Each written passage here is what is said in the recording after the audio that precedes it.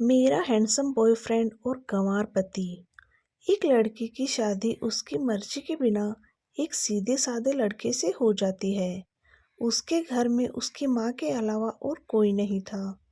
दहेज में लड़के को बहुत सारा सामान और पैसे भी मिले थे, लेकिन लड़की किसी और लड़के से बेहद प्यार करती थी। अब लड़की की शादी बिना मर्जी के हो गई थी। अब वह अपने ससुराल आ गई थी। तभी सुहागरात के वक्त लड़का दूध लेकर कमरे में आता है और उस लड़की यानी अपनी पत्नी के पास बैठ जाता है। तभी उसकी पत्नी गुस्से से अपने पति से कहती है, क्या तुम मुझे अकेला छोड़ सकते हो? उसकी यह बात सुनकर उसका पति बहुत दुखी होता है, लेकिन फिर भी वह खुशी खुशी यह कहता है, तुम आराम करो, मैं तो यहाँ सिर्फ तुम्हारे लिए दूध लेकर आया था।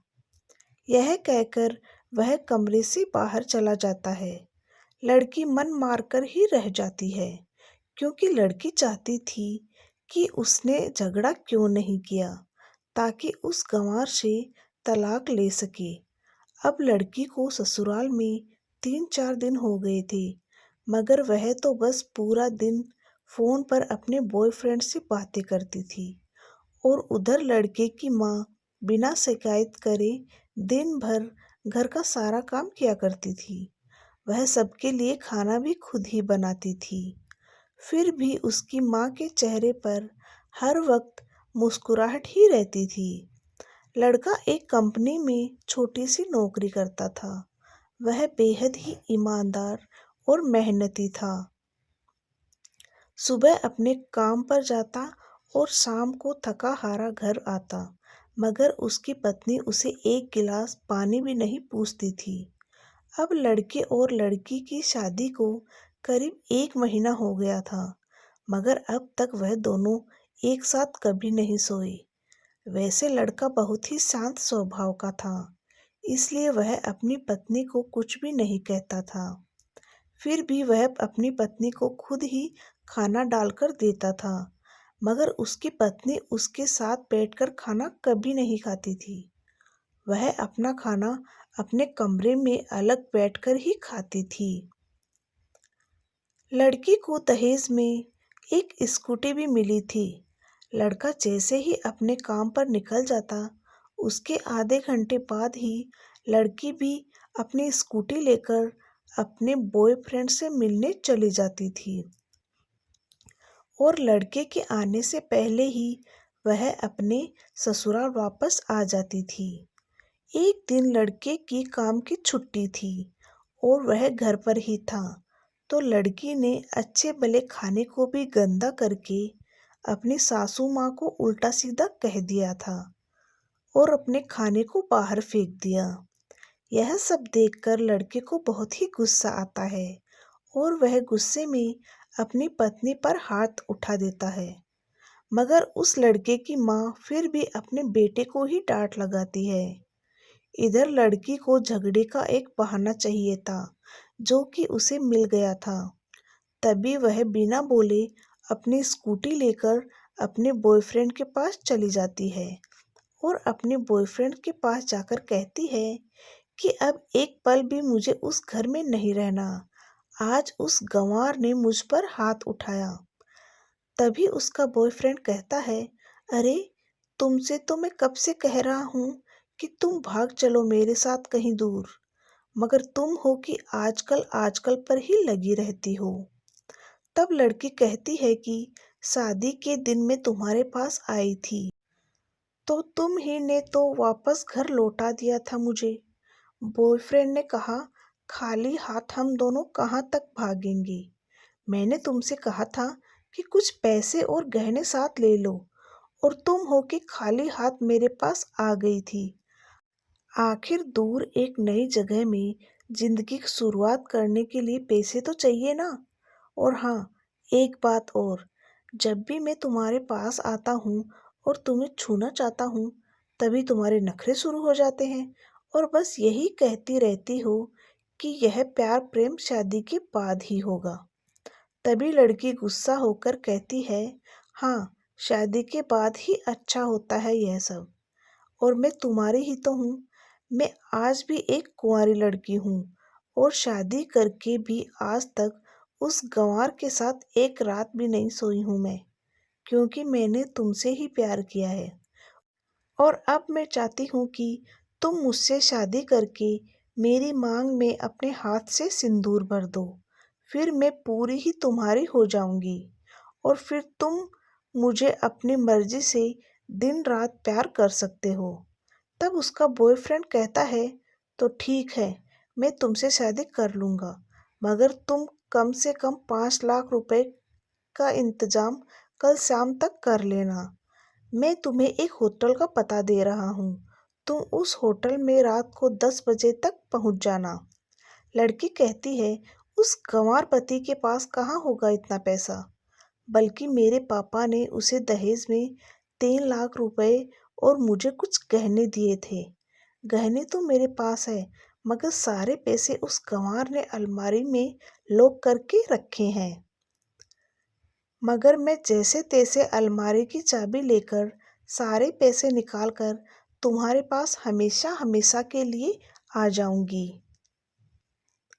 यह कहकर वह लड़की अपने ससुराल पहुंचती है और लड़की ससुराल पहुंचकर अपने पति और सास से लड़ाई करती है और वह उन पर खूब चिल्लाती है। मगर अफसोस, वह अकेली ही चिल्लाती रहती है। उसका पति और उसके सास उसके साथ बिल्कुल शांत रहते हैं। तभी लड़की अपने कमरे में चली जाती है और अचानक उसके बॉयफ्रेंड का लड़की के फ़ोन पर मैसेज आता है कि कब आ रही हो पैसे लेकर। लड़की मैसेज का जवाब देती है, सब्र करो, मैं वक्त पर आ जाऊंगी। तब इतनी देर में उसका पति दरवाजा खटखटाता है और अपनी पत्नी से कहता है कि खाना खा लो। तभी पत्नी कहती है, मैं खाना तभी खाऊंगी, पहले मुझे अलमारी की चाबी दे दो। पति दरवाजे के नीचे से चाबी देकर कहता है, यह लो, अपना काम करके खाना खा लेना, क्योंकि अभी तक मैं और माँ ने भी खाना नहीं खाया है। माँ ने कहा है, आज हम साथ बैठकर खाना खाएंगे। लड़की कहती है, माँ और तुम खाना खा लो, मैं बाहर से खाना खाकर आई हूँ। यह सुनकर लड़का चला जाता है। तभी लड़की जल्दी से चाबी को उठाकर अलमारी खोलती है। अलमारी खोलकर वह उसमें देखती है कि उसमें दहेज के पूरे पैसे, 3 लाख और सारे गहने तो रखे ही थे। बगल में एक डायरी भी रखी हुई थी। वह उसे खोलकर पढ़ती है तो उसमें लिखा था कि प्रिय पत्नी, मुझे और तुम्हारे पिताजी को यह पता है कि तुम किसी और लड़के से बेहद प्यार करती हो, मगर तुम्हारे पिताजी ने पता लगाया है कि जिससे तुम प्यार करती हो उसकी पहले भी एक बार शादी हो चुकी है और वह लड़का बहुत सी लड़कियों को धोखा भी दे चुका है। पर आपके पिताजी आपको उस लड़के के बारे में कुछ भी बता ना सके, क्योंकि उन्हें पता था कि यह जो इश्क का नशा है वह हमेशा अपनों को गैर और गैरों को अपना बना देता है। इसलिए तुम्हारे पिताजी ने मेरे आगे हाथ जोड़कर यह कहा कि मेरी बेटी का हमेशा ख्याल रखना। एक बाप के मुंह से एक बेटी की कहानी सुनकर मेरी भी आंखों में आंसू आ गए और मुझे यकीन हो गया कि एक अच्छा पति होने का सम्मान मुझे मिले या ना मिले, मगर एक दामाद होने की इज्जत मैं हमेशा पा सकता हूँ। और मुझे दहेज में मिले सारे पैसे और सोने के गहने मैंने तुम्हारी अलमारी में रख दिए हैं, क्योंकि दहेज के नाम से मुझे नफरत हो चुकी है। इस दहेज के कारण ही मैंने अपनी बहन और पिता को खोया था और मेरे पिता के अंतिम शब्द भी यही थे कि किसी की बेटी के बाप से कभी भी 1 रुपये भी दहेज ना लेना। उस डायरी में यह भी लिखा था कि तुम मुझसे आज़ाद हो और तुम कहीं भी जा सकती हो।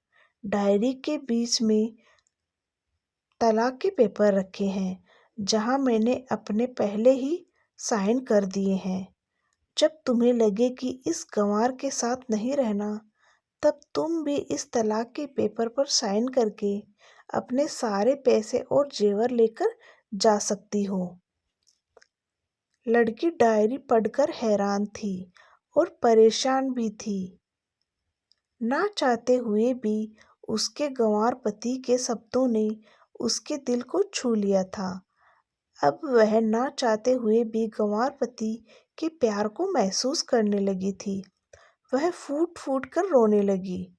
डायरी में आगे लिखा था कि मैंने तुम्हें इसलिए मारा क्योंकि तुमने मेरी माँ को गाली दी, और जो बेटा खुद के आगे अपनी माँ की बेइज्जती होते सहन कर ले, फिर वह बेटा ही कैसा। इसलिए मुझे माफ़ कर देना, क्योंकि मेरे लिए माँ का दर्जा सबसे बड़ा है और आपको मैं दुल्हन बनाकर अपना हमसफ़र बनाने लाया हूँ, आपसे ज़बरदस्ती करने नहीं। आपको मुझसे प्यार हो न हो, लेकिन मैं अंत तक सिर्फ आपसे ही प्रेम करता रहूँगा। अब फैसला तुम्हारे हाथों में है। उस लड़की की आंखों से आंसू बह रहे थे। तभी लड़की के बॉयफ्रेंड का फ़ोन आता है। गुस्से में लड़की अपने फ़ोन को स्विच ऑफ करके सिम तोड़ देती है। अब उसे समझ में आ गया था कि जिससे वह बेहद प्यार करती है, उसे तो सिर्फ पैसों से ही प्यार है, और सच्चा प्यार करने वाला तो मेरा पति ही है, जिसने सिर्फ मेरे पापा की इज्जत रखने के लिए ही मुझसे शादी कर ली, और मेरा एक बॉयफ्रेंड है, ये पता होने के बावजूद भी मुझसे इतना प्यार किया। मैं अपने पति का प्यार क्यों नहीं समझ पाई। यह सब सोचकर वह रोती रही। फिर उसने रोते रोते अलमारी का सारा सामान जैसा था वैसे ही रखकर ना जाने कब सो गई। अगले दिन उसकी पत्नी सुबह देर से जागी। तब तक उसका पति ऑफिस जा चुका था। लड़की ने नहा धोकर साड़ी पहनी, फिर अपनी मांग में सिंदूर लगाया। शादी के बाद उसने पहली बार सिंदूर लगाया और पहली बार ही उसने अपना मंगलसूत्र पहना, और किचन में जाकर सासू माँ को जबरदस्ती कमरे में आराम करने देती है और खुद अकेले सबका खाना बनाती है। पहले सासू माँ को खाना खिलाती है, फिर अपने पति को फ़ोन करके उसके ऑफिस का पता पूछती है। उसका पति उसको ऑफिस का पता देते हुए सोचता है कि कहीं उसकी पत्नी ने तलाक देने का फैसला तो नहीं कर लिया है।